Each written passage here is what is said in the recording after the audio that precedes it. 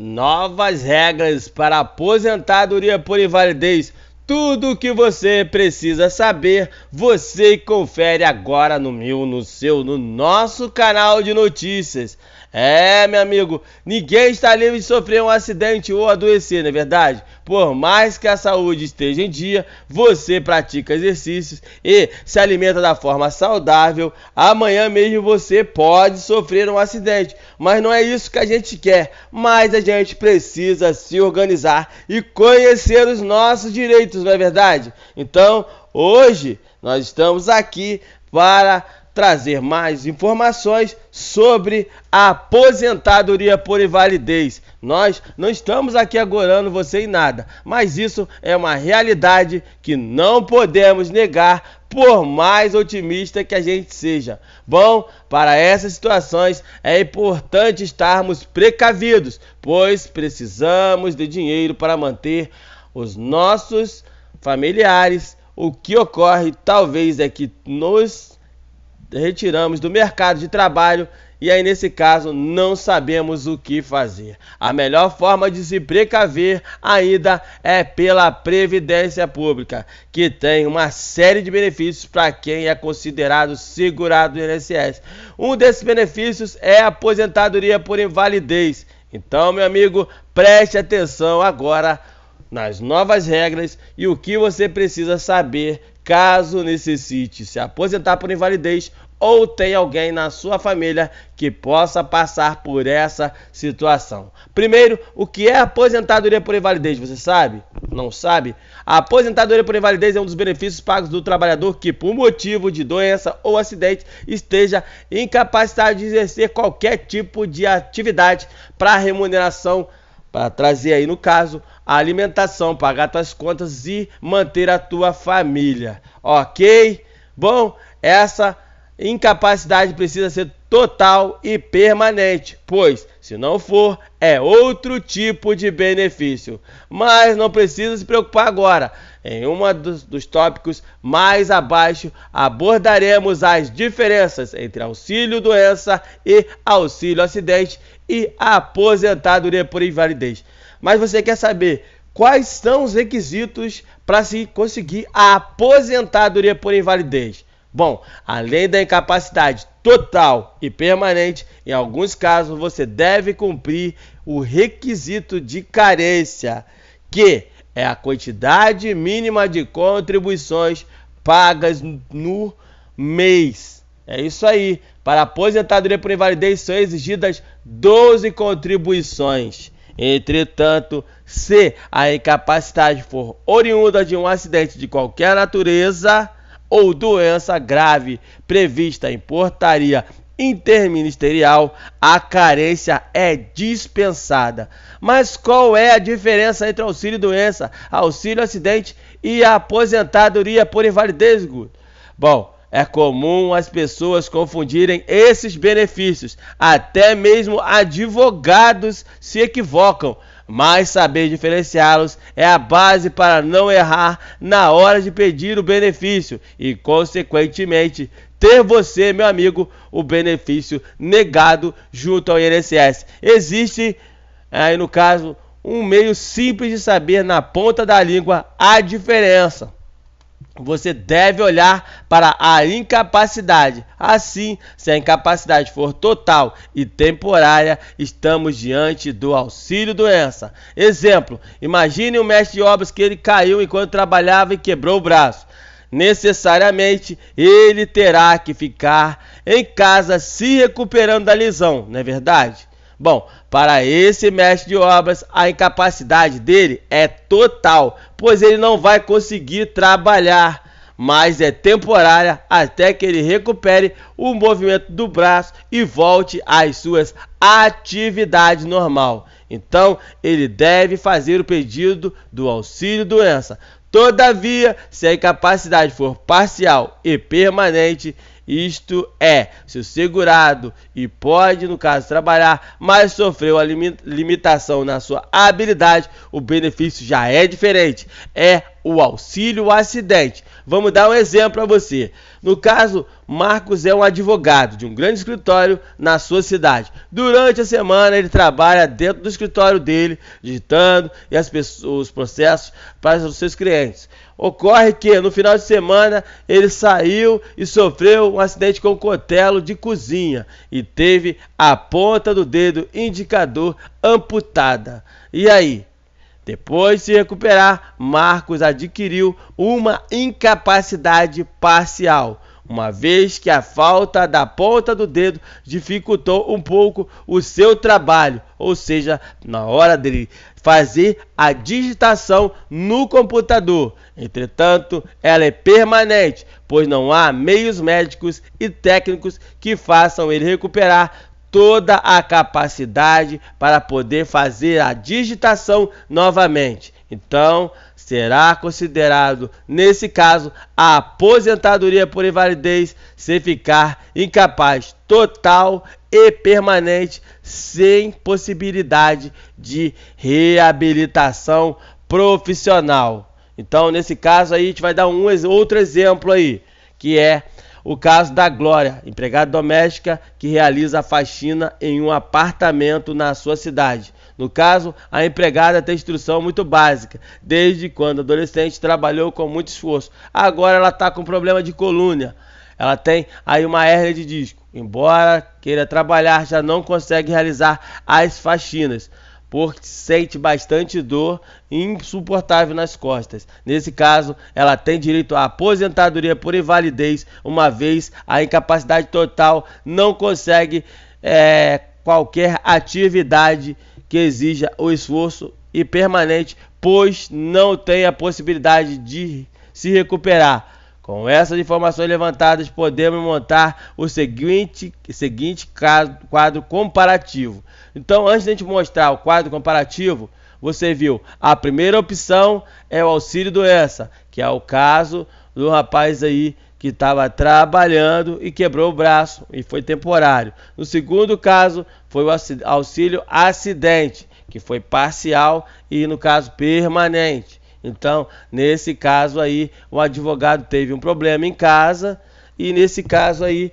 ele tem um problema que não vai conseguir recuperar a capacidade dele digitar novamente. E a última foi a aposentadoria por invalidez, onde a empregada doméstica tem uma hérnia de disco e, nesse caso dela, o problema da hérnia de disco não deixa mais ela fazer os trabalhos do dia a dia dela, seja na residência onde ela mora, ou seja, na casa do patrão. Nesse caso da empregada doméstica, é aposentadoria por invalidez. Então, nesse caso, baseado nos três exemplos, você tem aí auxílio doença, extensão por incapacidade, total, duração da incapacidade, temporária, auxílio acidente, extensão da incapacidade, parcial, duração permanente, aposentadoria por invalidez, extensão da incapacidade, total, duração da incapacidade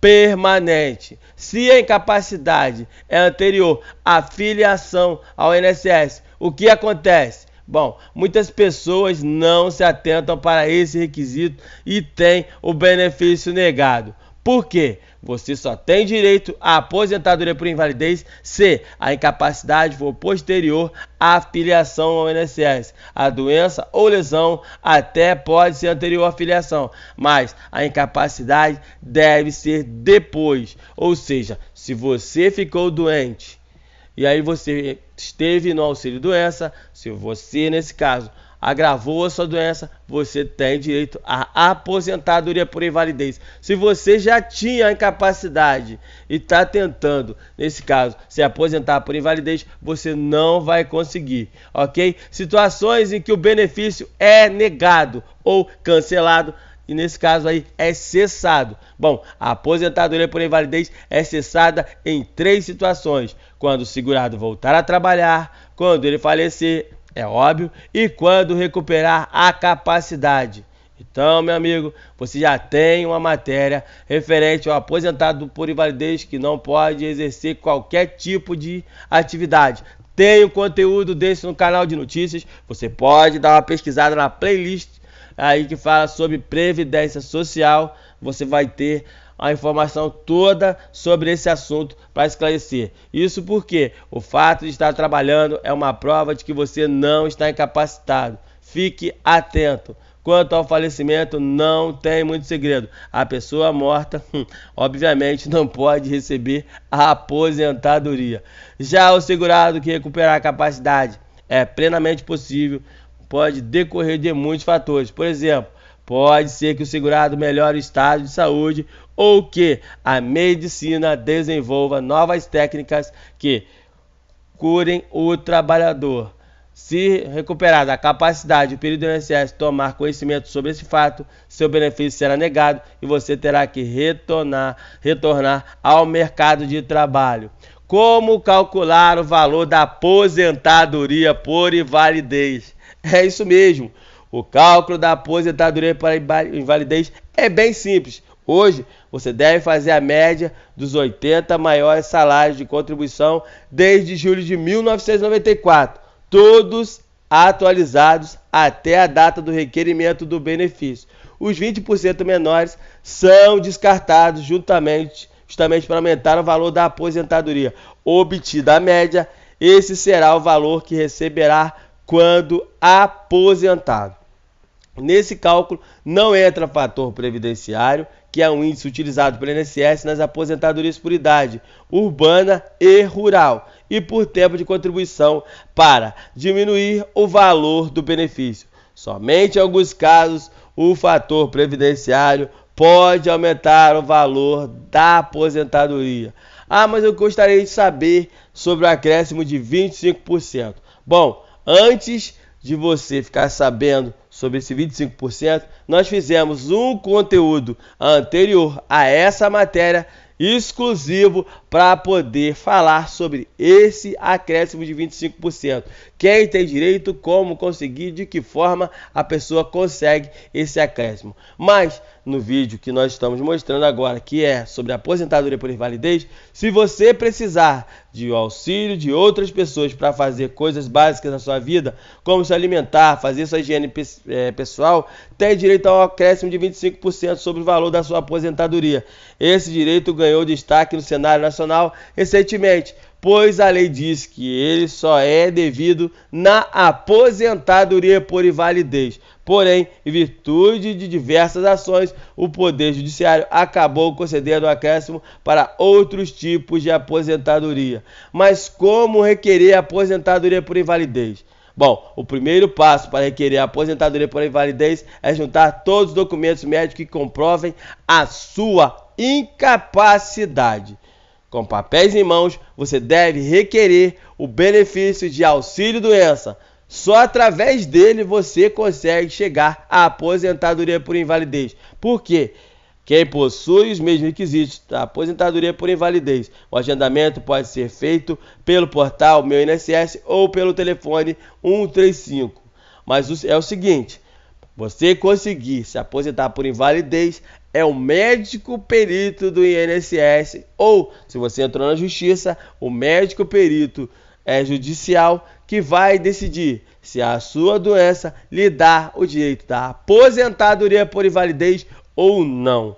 Ok? Na perícia médica, o passo é comparecer no dia, hora, local marcados, munido de toda a documentação que você tiver. Atestados médicos, prontuários, receita médica, relatório. Tudo isso você tem que apresentar ao médico perito, seja do INSS ou seja o médico perito judicial, se você tiver uma ação contra o INSS. Não se esqueça de também levar seus documentos pessoais. Depois da perícia é só aguardar o resultado. E outra, nunca vá na perícia médica sozinho se você tem limitação. Eu estou falando se você tem limitação, porque tem muita gente que leva acompanhante e não precisa. Isso não vai de maneira alguma fazer com que o médico perito fique solidário à sua doença. O que interessa para ele são os atestados médicos, os relatórios, prontuários e receita médica. Nos seus atestados médicos, os chamados laudos, tem que ter a CID, que é o Código da Doença Internacional, que coloca aí o que você tem, mais a explicação detalhada de cada CID daquele, do porquê você tem a doença, ok? Se você tem dúvida nessa parte, deixe um comentário no nosso vídeo. O INSS quase nunca consegue aposentadoria por invalidez no primeiro pedido. Caso você não fique satisfeito com o resultado, procure um advogado especialista em direito previdenciário, o que poderá se valer de recursos hábeis para reverter a situação. E se você for entrar na justiça, primeiro terá que fazer o procedimento de recurso junto ao INSS. Se você tiver a negativa no INSS, for direto para a justiça, de cada 10 processos, 9 são negados. Por quê? Na maioria dos casos, os juízes entendem hoje que você não recorreu em todas as instâncias dentro da esfera administrativa dentro do INSS, ok? Então, você recebeu uma negativa do INSS, recorre primeiro na esfera administrativa dentro do INSS.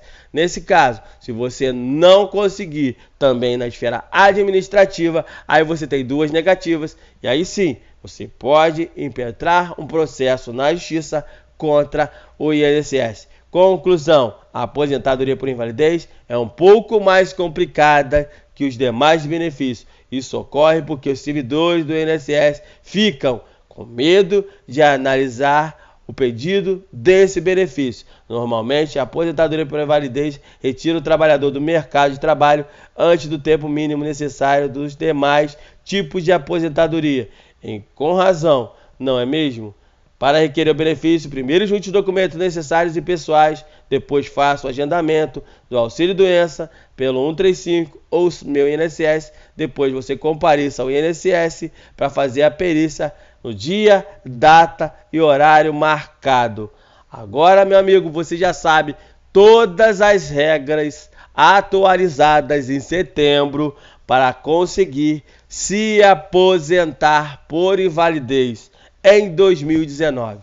Se você mesmo assim tem alguma dúvida, deixe um comentário no vídeo. Se você gostou da matéria, compartilhe ela com seus amigos, se inscreva no nosso canal e faça parte da família que mais cresce. A matéria de hoje tem como fonte o site Jornal Contábil e nós desenrolamos essa situação para você, ok? Um abraço a todos, fiquem todos com Deus e até a nossa próxima matéria aqui no canal de notícias.